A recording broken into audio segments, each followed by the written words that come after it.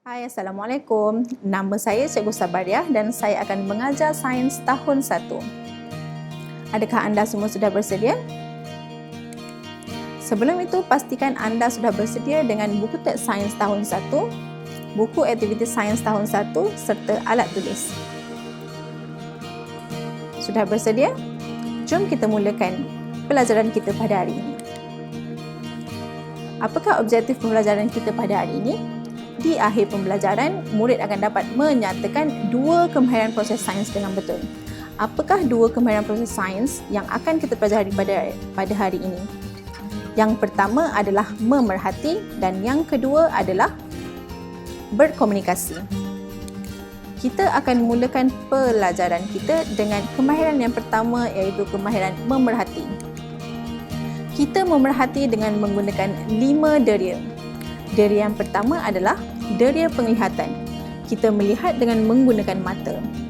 Yang kedua adalah deria bau. Kita menggunakan hidung untuk menghidu. Yang ketiga adalah deria rasa. Kita menggunakan lidah untuk merasa. Seterusnya adalah deria pendengaran. Kita menggunakan telinga untuk mendengar. Seterusnya adalah deria sentuhan. Kita menggunakan kulit untuk menyentuh. Okey. Di sini cikgu ada KFC dan cikgu menggunakan deria penglihatan untuk melihat KFC ni.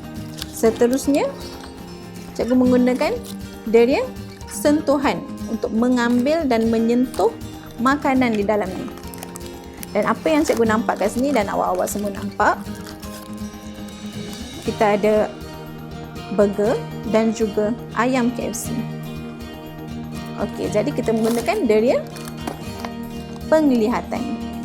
Tadi kita dah menggunakan berapa deria sewaktu melihat kandungan kotak KFC ini?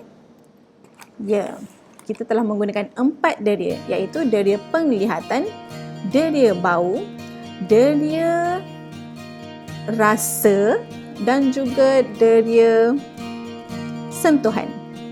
Ya, apa deria yang kita tak gunakan? Deria pendengaran. Betul. Kita tidak menggunakan deria pendengaran ketika makan. Okey. Jadi, di sini cikgu ingin menjelaskan lagi yang kita menggunakan 5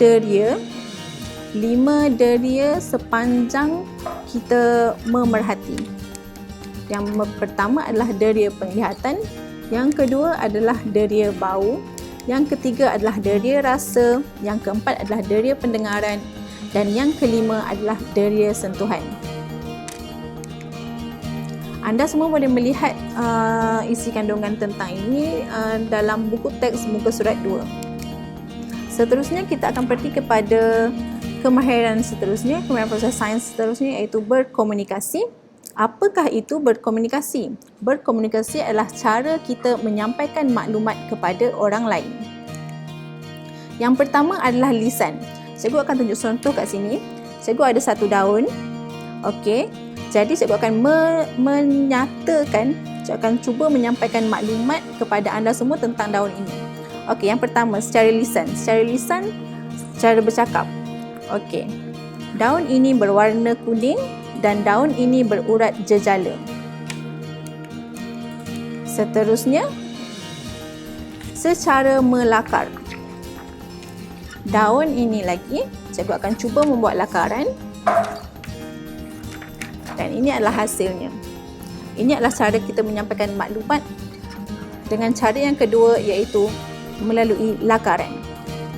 Seterusnya, masih dengan daun yang sama, apa yang kita akan dapat tahu cara orang menyampaikan maklumat tentang daun kepada kita?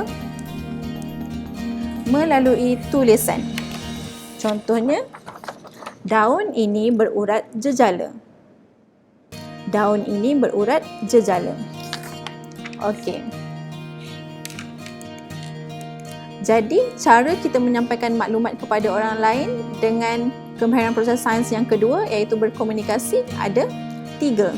Yang pertama adalah secara lisan, yang kedua adalah secara lakaran, Dan yang ketiga adalah secara tulisan. Lisan bercakap, lakaran dengan membuat lakaran ataupun lukisan, dan tulisan adalah dengan cara menulis.